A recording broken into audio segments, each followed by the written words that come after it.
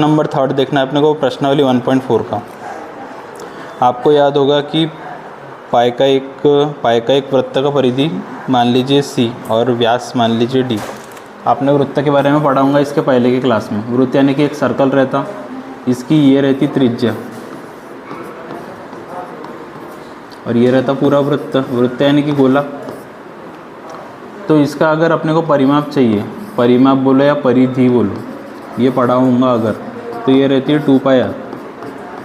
ठीक, परिधि 2πr रहती। तो ये लोग क्या बोल रहे हैं इसमें कि मान लीजिए C, परिधि को मान लीजिए C बोलते हैं और व्यास को मान लीजिए D, उसके व्यास को D मान लो। व्यास क्या होता है, ये जो पूरा है ये पूरा व्यास रहेगा। व्यास कितना होता है 2r और त्रिज्या कितनी होती है r। तो समझ लो 2 और r कितना होता है, 2r व्यास होता है। तो समझ लो ये हो जाएगा पाई और d बराबर, ऐसा हो सकता है। तो इस तथ्य के अंतर्विरोध करता हुआ प्रतीत होता है कि पाई एक अपरिमेय संख्या है। अब क्या हो रहा है यहाँ पे, पाई का मान कितना आ रहा है C/D। जो कोई भी संख्या जिसको अपन C/D के रूप में लिख सकते हैं वो कौन सी संख्या होती है, परिमेय। लेकिन पाई जो है वो तो अपरिमेय संख्या है।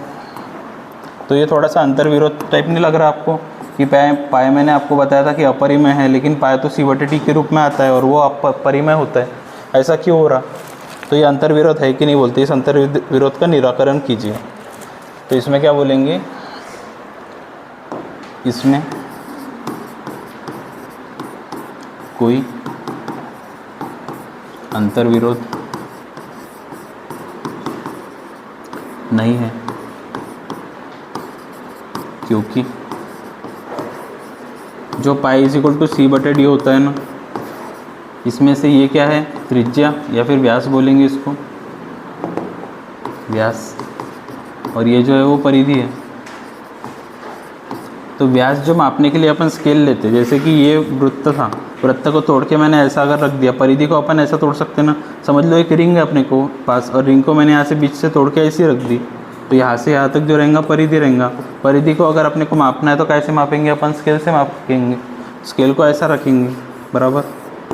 तो स्केल से भी जो अपन मापते हैं वो भी पक्का नहीं रहता। अगर स्केल पे लिखा है ये 0 है, ये 1 है, ये 2 सेंटीमीटर है, तो उसमें कुछ पक्का नहीं रहता।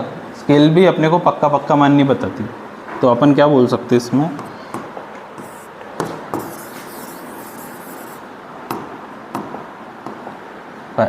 इसमें D यानी व्यास